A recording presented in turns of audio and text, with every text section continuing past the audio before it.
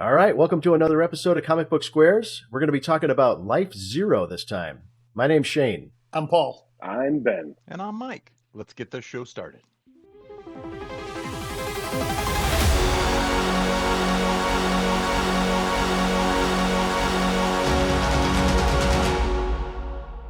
All right, well, welcome back to another episode of Comic Book Squares. Thanks for coming back. We really appreciate it. We enjoy bringing these books to you.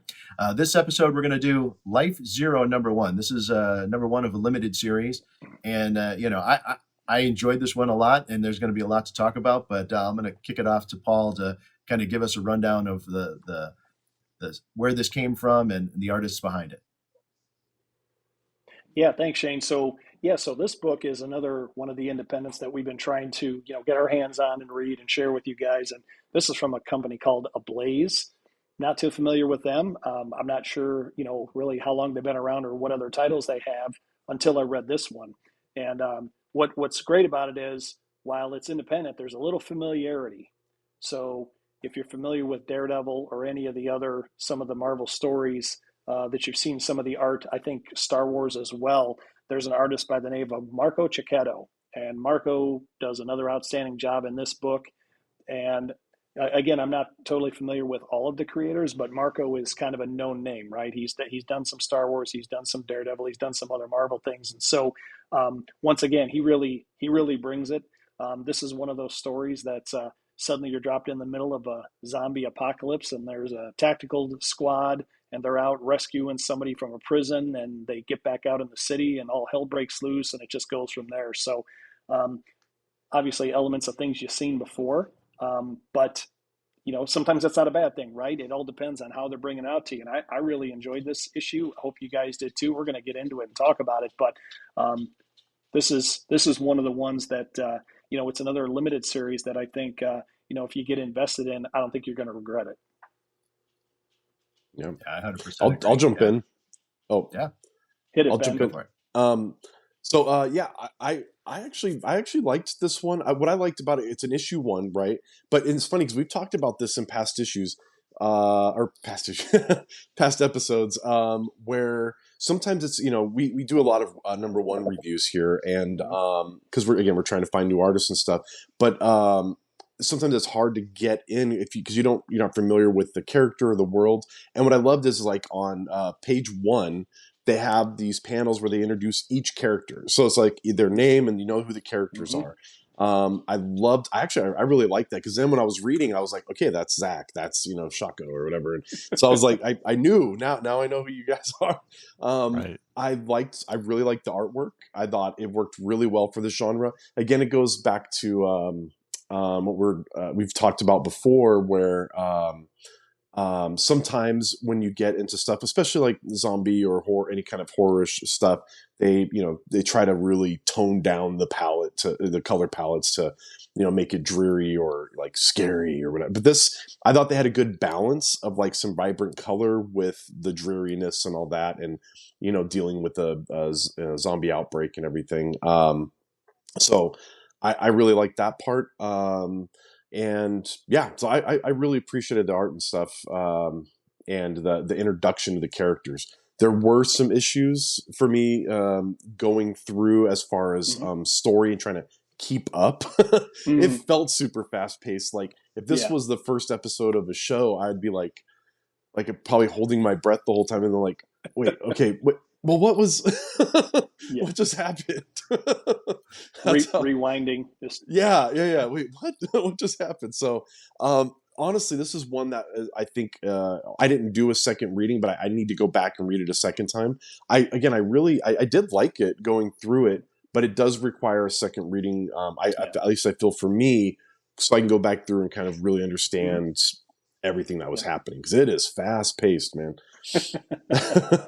Yeah. What'd you think, Mike? Oh, go ahead, Mike. I'm handing it up. Oh, all right. I agree with Ben on the character introduction. I was going to mention that as well, just because I think it is really kind of nice of them to do that. Along, kind of on the flip side of that, they do introduce kind of what you feel is going to be a main character. There's a lot of stuff that we don't know about that main character yet. some of the comic is set in a jail scene, and so you're like, well, why, if this guy, is he a good guy? Is he a bad guy because he's in jail? Was he put there improperly? Was he set up? So there is some introduction, and I know we've talked in other episodes about kind of getting some of the answers and then giving us little nuggets of that mystery. And I think this did a really great job of balancing that out for me, as a reader. I know may not have balanced it for other readers, but for me it did. To Ben's point, the artwork I think was really good. The color palette, the viewpoints, the Mm-hmm. story. Again, being that it's kind of zombie apocalypse, there's different ways that they get there, that they bring the story to that point as far as Mm-hmm. why do we have zombies, right? What happened? And I think it does a pretty good job of telling the story from an issue one perspective, Mm-hmm. but not giving you everything because Mhm. again, they have to give you enough to kind of, whet the appetite and be like, okay, so where's this headed and where's this going? And I think it Mm-hmm. did a very, very good job of that for me. So Nice. Yeah. Shane or Paul? Yeah, I mean, for me, of the books that we've done shows on, I felt like to me this one was the most. I'll use the word cinematic. Um, the Mm-hmm. way that the panels are set up, it's almost like it's a Mm-hmm. storyboard for a movie. And I Mm-hmm. definitely got Yeah. the Yeah. Army of the Dead. If you watched Army of the Dead on Netflix, Oh yeah. the Zack Snyder, it's Yep. got a lot of similar kind of elements, especially with the helicopter Mm-hmm. coming in, Yeah. and Sure. it, to the point of the color palette, the colorist on this does Mm-hmm. a fantastic job. The way that they put the Mm-hmm. red hues when they're inside the helicopter, that would have been the red, illuminated by the Yep. red lights inside the chopper, and then the outside being these Yep. kind of blues and grays. And then Mm-hmm. the other thing too is when they're inside the prison, and it's kind of all dark and dim until the one guy gets the lights to come on, and then the use of color in that was Yeah. really powerful in telling that part of the story. So we've talked Yeah. about this in past episodes where it takes a bunch of different artists to bring these comic books to come to life, and I feel like everybody kind of stepped up their game on this. Mm-hmm. The Yeah. one critique I would have is story wise. It's a fast read. I mean, I was done with it in like Yeah. 5 or 6 minutes because there's a lot of Yeah. panels with not nothing on it. And so and to that point, the intro, they're telling this sort of kind of backstory with the guy who's in prison on that first panel, and I have no frame of reference who these voices are that Yeah. the panels are. I Right. kind of got it, but it's definitely confusing, and it would have been clearer if they would have like showed panels of those people and like what that incident was. I get it that they just want to hit the ground running and take off like a Yeah. bat out of hell to get this story moving, and they do a great job of that because it is real fast paced, and I could see this being the opening 15 minutes of a really great movie or show on Netflix.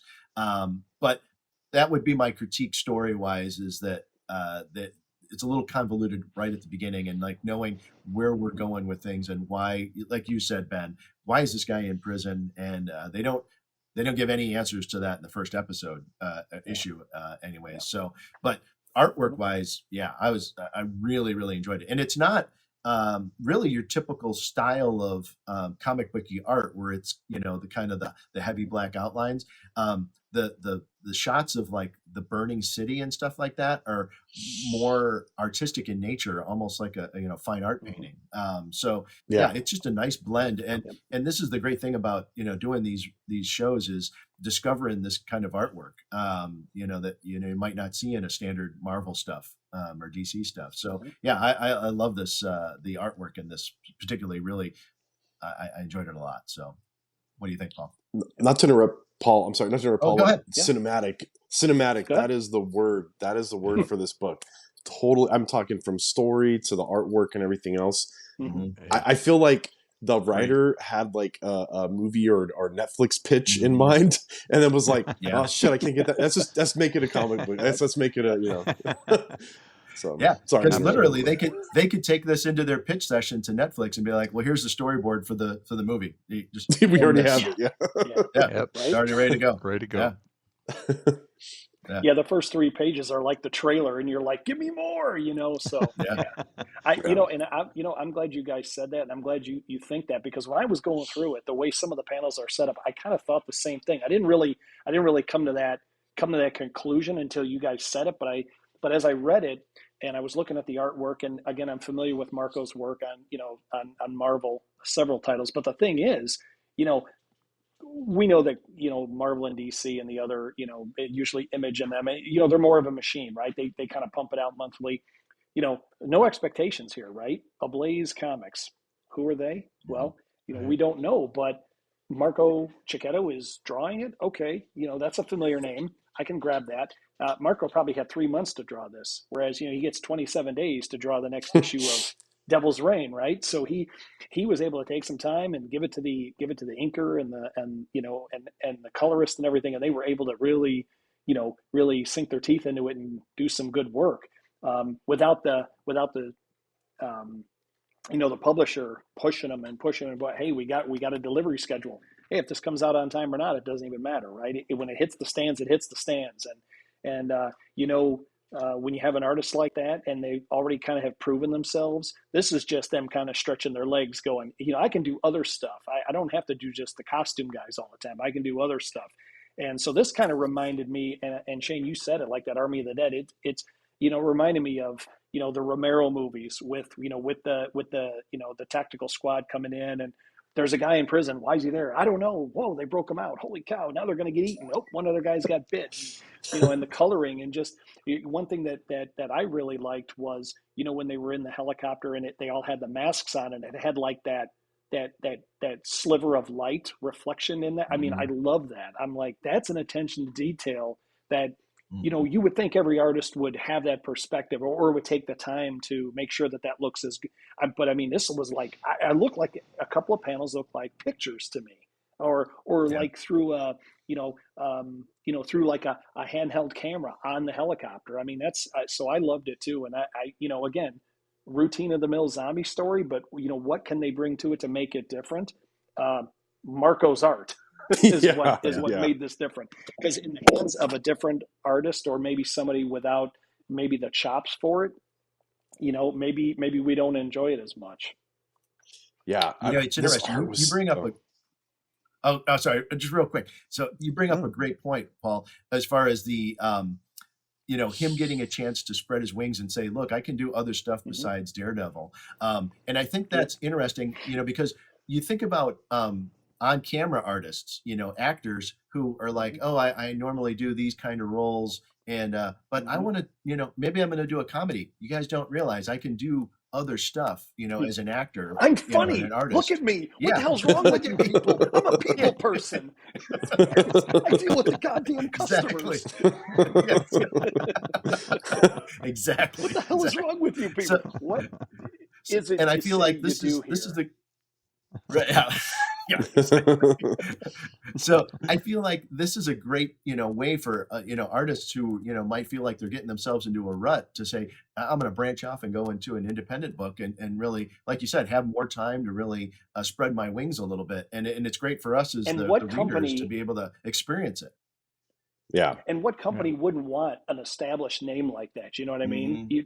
Marco's got his resume, right? You don't need to think about it. Can we get Marco Checchetto? Let's ask him. What's that? You want me to do like a G.I. Joe zombie George Romero? Okay, I'm in. Cool. When can you fit it in? And it's like, and all of a sudden he just brings it. So yeah. I mean, I had low expectations for it when I bought it, because I said, okay, zombie thing. Okay, I like that stuff. I like the horror. I like all that. I'll see the movies no matter how crazy or repetitive they might seem. I'm going to watch it anyway. I don't care.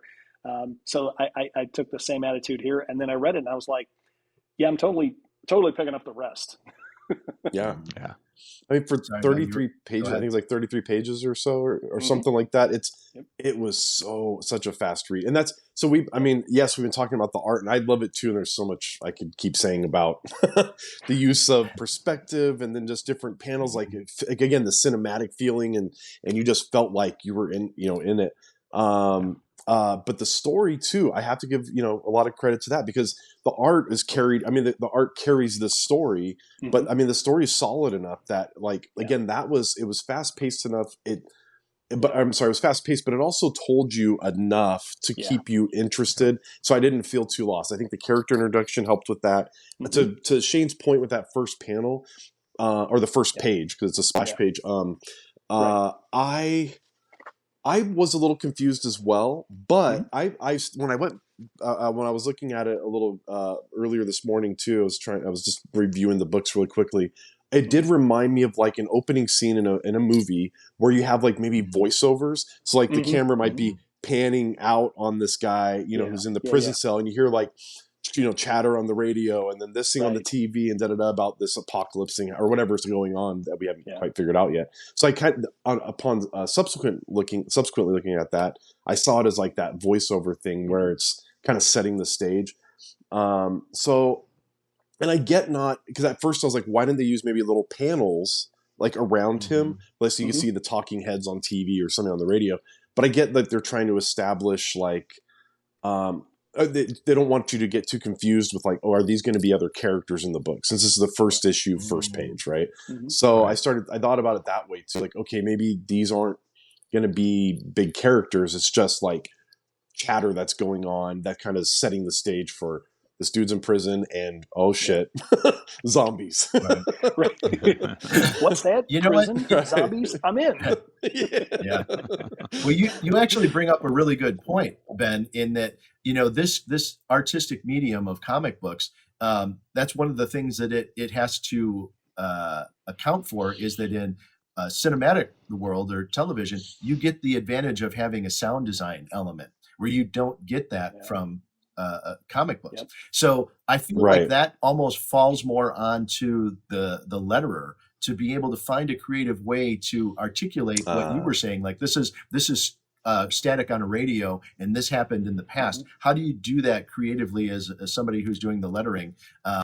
So maybe that is something that maybe on future episodes they could step up their game to figure out like how do I do that creatively? And I think that letterers maybe don't oftentimes think about themselves as the storytelling element of this. They just want to make sure it's clean and easy to understand and fits within the bubble. But they are an important element that that could take it to another level where you're trying to distinguish between different types of speech or sound. How do you articulate sound visually that makes it stand out?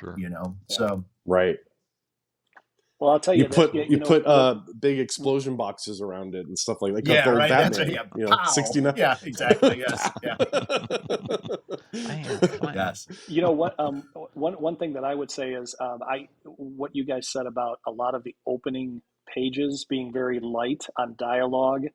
Just some real infrequent narration bubbles here and there.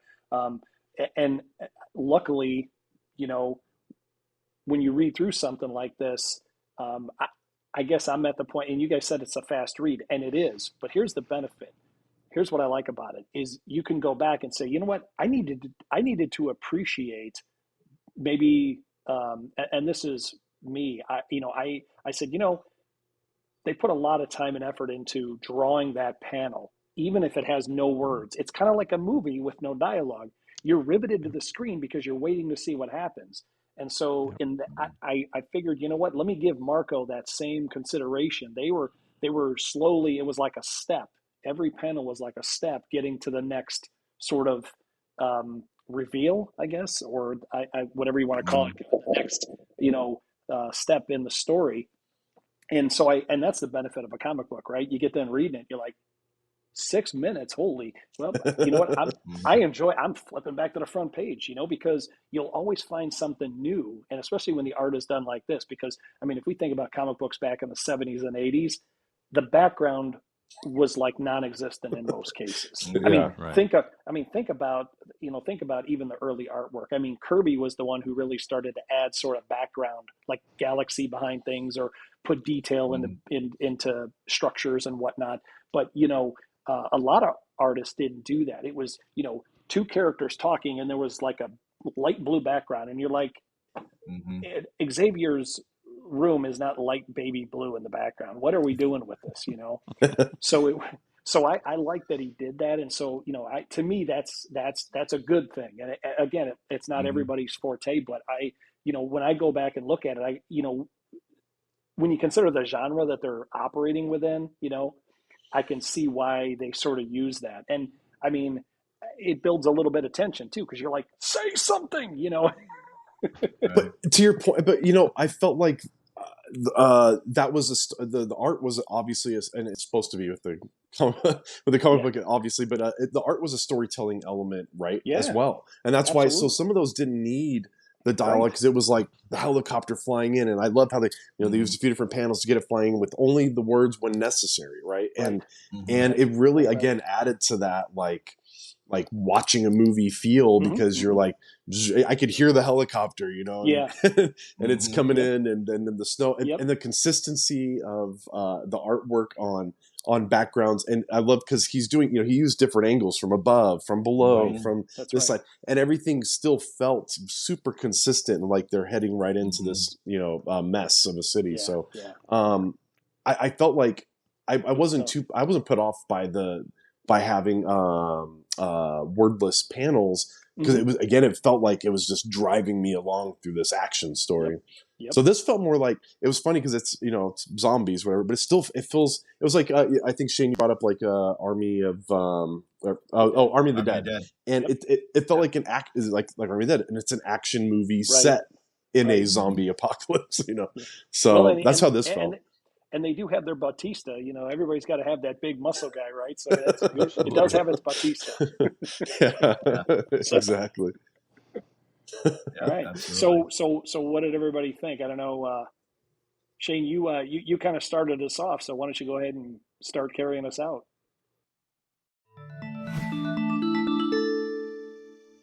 So for me, artwork is just a five for me. I know I said before I'm going to try and limit my fives to special stuff. I feel like this is special stuff. I know I'm breaking my own rules, but with the story I'm gonna go probably a three, just because of my little bit of confusion, and there wasn't a ton of like character development. I mean, we don't really know that much about the relationship between why they're going in there, their history. We don't get a lot really from that first issue, story wise. I'm sure that there's a lot of setup here, and I'm sure that this is going to be a great series to pick up and read all the way through. And based on this artwork, I'd love to finish this up. So yeah, so overall, it's probably going to fall into a four for me. But still, I mean, that four is a solid number. So that's where I land. What do you think? What do you think, Mike? 4 is a solid number. So, Yes, it is. it is. So, speaking of fours, I'm gonna give the artwork a 4. Uh, we've said it a couple of times. When you have someone that is able to tell a story in a few panels without having words to go along with it, that's talent. It just is, and fantastic job. So I am going a 4 on the artwork. The story is, I don't know. It's a kind of a fine line for me as far as giving me enough versus not giving me enough. So I'm gonna go 3 on the story. I think again, I'm definitely intrigued on the little nuances of the zombie story, with some things happening. I don't want to ruin it for readers that haven't got to the book yet, but there's kind of a spin on what perhaps might be causing people to turn into zombies, and we didn't talk about it because we don't want to ruin the story. So there are some things again that kind of hook you a little bit, and like, ooh, I'd like to know more about where this is going. So overall, I will give it 3.5 out of 5. Ben, What'd you think? Me? All right. No, so hearing the other reviews, that actually changed mine just a little bit. Well, because I am going to give it a 5 on the art as well, because gosh, I just love that artwork. It was so fun. It carried the momentum. It did its part in carrying momentum. Great use of like blur for action or the lighting and all this stuff. And they didn't use the blur like all the time. It was only when necessary to get you, to keep you moving. It was great. So yeah, 5, totally a 5 on the artwork here. I was going to do a 4 on the story, but then the more, thinking about it and then hearing you guys, there are some, it's like, we've reviewed some books in the past in an issue 1, even though it's fast paced and stuff, there's like some like actual character development. You get to know at least one, if not, a couple of the characters enough that you're like, oh, I feel like I know these people and now I'm invested in them. I didn't get invested in any one person or anybody. There was so many characters and stuff, and there's a lot going on that it didn't give you a chance to get invested in any of the characters. I will go 3 though, because it still left me interested enough and it was still exciting enough to keep me wanting to watch. But yeah, there was no like quick connection to anybody. So overall, what is that? That'd be a 4. Yeah, 3. Overall a 4. Solid number. All right. Solid number. Yeah, solid it's a solid number. Solid. All right, gents. I guess I'll bring us home. So again, I think you all had it. I'm a fan of Marco's work. He did a great job here. He had an opportunity to make an impact with an independent, and obviously loves the genre because I think he drew the hell out of it. So I'm going to give it a 5. In terms of story, obviously it's not extremely unique, right? We've seen elements of this before. So in terms of originality and all that, the script itself, the writing, I think is good. It's tight. I know there are some things that we don't know yet that we hope we will find out, right, going forward.